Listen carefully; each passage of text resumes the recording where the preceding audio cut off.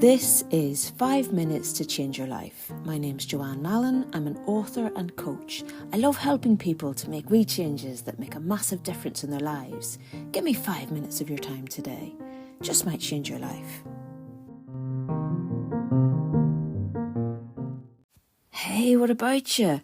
You know, I always find it so interesting when I hear the same word or phrase come up from multiple disconnected sources. And then once you've seen it, you can't unsee it. You know, it's like when you start to notice the number 23, you're just going to see it everywhere. And then, of course, it appears to have some kind of bigger significance.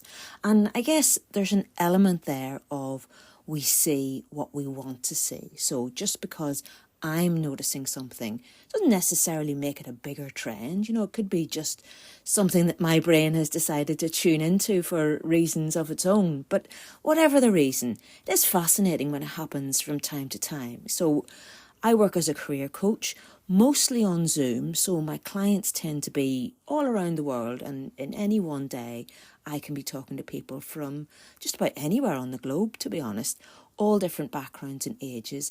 But when you start hearing the same issues, words, concepts coming up, it does kind of feel like there's something bigger in the air, and maybe a lot more people around the world are united in feeling the same thing too. So the word that I've been hearing recently from lots of different people is control, and particularly feelings around being in control and also being out of control at work, at home, in life generally. So how do you feel about control? I mean, do you feel in control right now?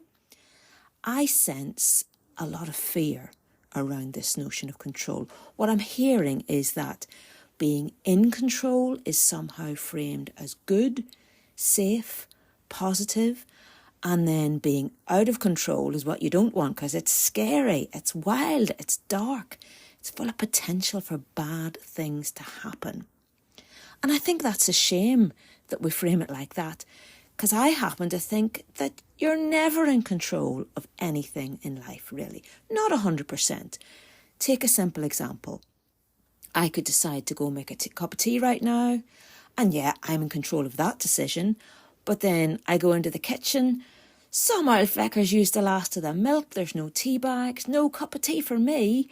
I wasn't as in control as I thought I was, after all. Or the example that was given to me, somebody said that they preferred driving to using public transport because then you're more in control of your environment when you drive. Which, yes, you may be, but you're still liable to get stuck in traffic. You know, you don't get to control that. Whilst it might be more comforting to have the illusion of being in control, that doesn't mean that you actually are.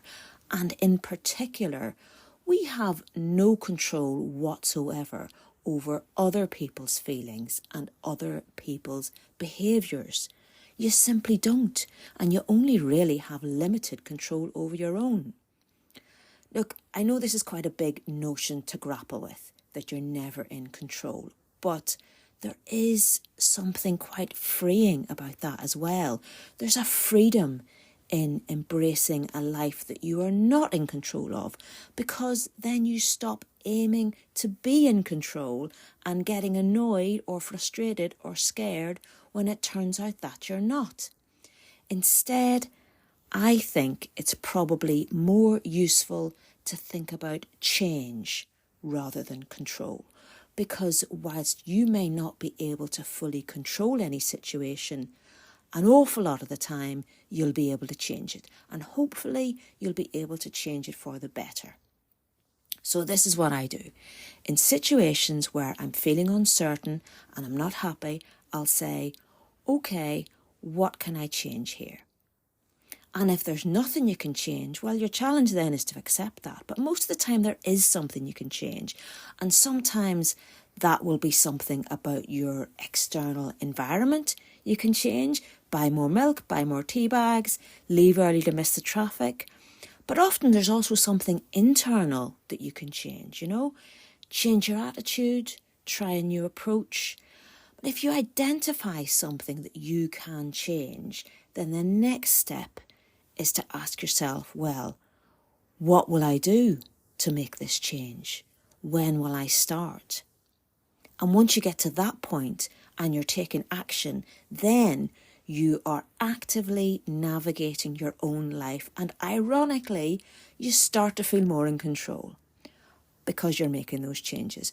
I think that as we step away from this impossible notion of ever being in control, once you embrace that, then you're moving towards becoming more at peace with yourself and at peace with your life. So I'm going to talk about that some more in an episode soon. But in the meantime, I wish you well. I send you love. Subscribe, rate, review, blah, blah, blah. I'll talk to you soon. Bye.